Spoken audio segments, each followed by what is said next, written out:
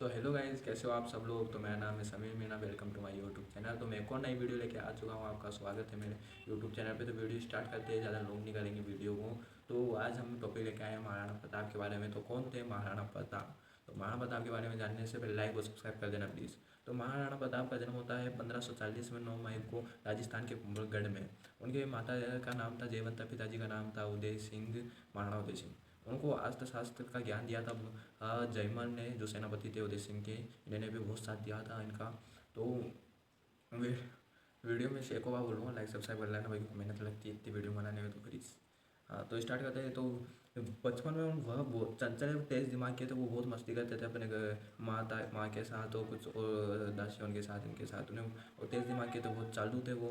और बहुत उन्हें जल्दी आस्ते आस्ते ज्ञान भी आ गया था, बहुत दिमाग था उनमें, तेज बुद्धि के थे वो। और उन्हें इस बात का बहुत अफसोस था कि वो मेवाड़ की एक खानवा में महाराणा सांगा की हार हुई और सम्राट बाबर की विजय हुई। उस युद्ध में राजपूत सरदारों का बड़ा नुकसान हुआ, काफ़ी संख्या में राजपूत मारे गए तथा काफ़ी घायल हो गए।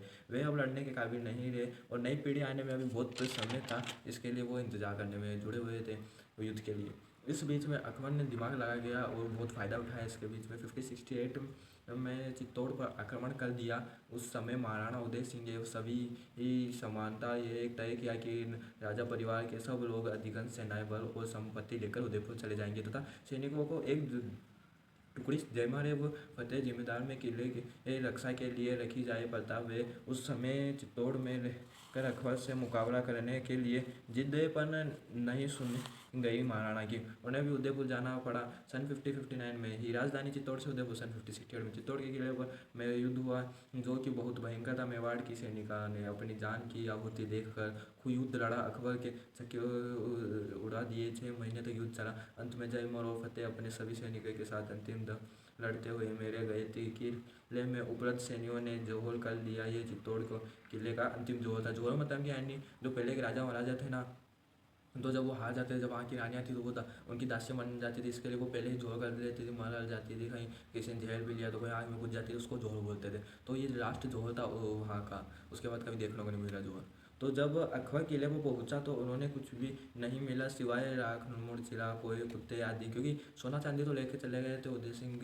तो वहाँ पे खाली कुत्ते कोए यही पड़े थे, जो राख आख पड़ी थी, लाशा उसके अलावा सिवाय उनको कुछ खास नहीं मिला। तो इससे अकबर बहुत गुस्सा हो गया। वो बोला कि जब आसपास लूटपाट की इजाज़त दी उनने, और इस लूटमार का नतीजा ये हुआ कि निर्देश लोगों पर अकबर की सेना टूट पड़ी। कई घरों के खलिहान उजड़ गए, लूटमार हुई, महिलाओं के साथ जमकर बेसुरी हुई और 30,000 लोग मारे गए। उसे में दुख पहुंचा उन्होंने, प्रताप ने बहुत दुख पहुंचा। उन्होंने मन में ठान लिया कि अकबर को मन की ठान लिया, अकबर को इस अत्याचार की कीमत चुकानी पड़ेगी। वर्ष 1572 में महाराणा उदय सिंह का देहांत हो गया। मामूली औपचारिकता के साथ महाराणा प्रताप का राज तिलक हुआ और वह गादी पर बैठा। समय और परिस्थितियाँ बहुत खराब थी। राजपूत युद्ध लगभग खत्म हो चुके थे। अकबर ने लगभग पूरी भारत जीत लिया था। एक बार अकबर अपने सैनिकों की कहता है कि ज़्यादा से ज़्यादा लूटमार किया जाए और महाराणा प्रताप का खा तो मार दिया जाए या गिरफ्तार कर लिया जाए। ये तो ही था कि महाराणा प्रताप जितना कमज़ोर किया जा सके उतना उसको कमज़ोर करे।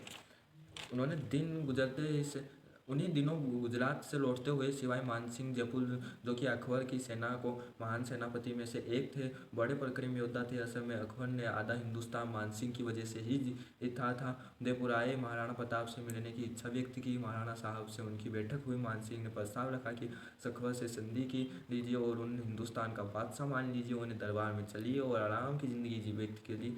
महाराणा साहब ने यह प्रस्ताव स्वीकार नहीं किया। ऑफिस में बातचीत में ये थोड़ा विवाद विवाद हो गया। महाराणा साहब को यह मानना था कि मानसिंह की अपने बहू की शादी अकबर से कर राजपूत वंश पर कलंक लगाया है, राजपूतों की मान मर्यादा को नीचा किया है। ये कि नौजवान बलिदानों की परिस्थितियाँ करते हैं, वह मर जाएंगे, मिट जाएंगे, अपनी जान की बाजी लगा देंगे, पर मुगलों की स्वीकार नहीं करेंगे। इस तरह के वचन सुनाए खोटी खोटी। उन्होंने इतनी मतलब खरी खोटी सुनने की उम्मीद नहीं थी मानसिंह को, कि इतनी सुनने की क्षमता भी नहीं थी उन्हें। उन्हें तो हिंदुस्तान के बादशाह की शक्तिशाली सेनापति होने का घमंड था। वह से नाराज होकर चले गए और कह गए कि मैं महाराणा का मान मर्दान करने जल्द ही आऊँगा।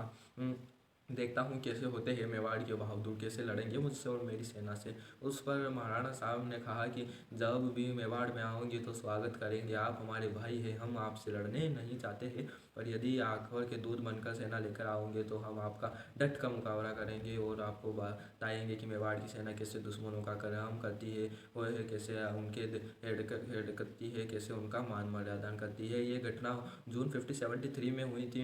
अब गाइस मैं ज़्यादा मतलब वीडियो लंबी नहीं करना चाहूँगा कि वीडियो लंबी हो रही है, इसके कारण मिलते हैं नेक्स्ट वीडियो में। और लाइक सब्सक्राइब कर लेना और आप कमेंट करोगे आपको पार्ट 2 चाहिए तो प्लीज़ कमेंट कर देना, क्योंकि कमेंट में आप वो करोगे तो मेरे को थोड़ा मोटिवेशन मिलेगा, समझ जाऊँ कि इनको वीडियो ज़्यादा जरूरी है। नहीं तो मैं शॉर्ट टॉपिक में करूँगा, आखिर ये इसमें आपने कमेंट नहीं करा तो कमेंट में जरूर बताना पार्ट 2 चाहिए या नहीं, तो मैं वीडियो जल्दी से जल्दी लाने की कोशिश करूँगा। तो आज की वीडियो यहीं समाप्त होती है। Thank you for the watching और मिलते हैं नेक्स्ट वीडियो में।